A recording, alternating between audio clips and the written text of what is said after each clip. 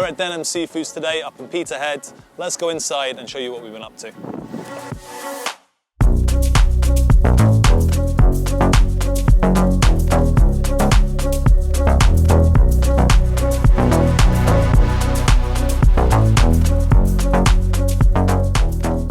So this is going to be the new Whitefish filleting line.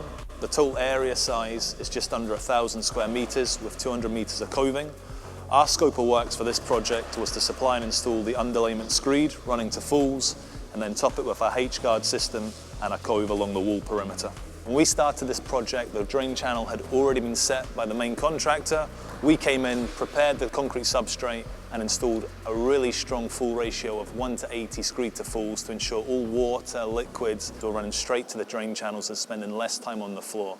Having a stronger fall ratio of 1:80 means that water spends less time on the floor, it's quicker and more efficiently cleaned, and you save a lot of water in the washdown activities. So this is our standard cove. It runs 100 mil high at 50 mil radius. We apply it first by putting a bird's beak trim on, priming, then applying the cove, and then laying the floor up to it.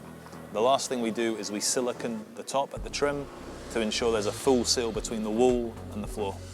When we were applying the screed, it was really important for us to continue the screed full ratio to the drains right up until the door threshold. The reason being is that if we were to ramp it back down towards the floor height before the door, it would mean that water and liquids would run out of the room and not towards the drain. So we kept the full ratio going right up until the door and then screeded it back after.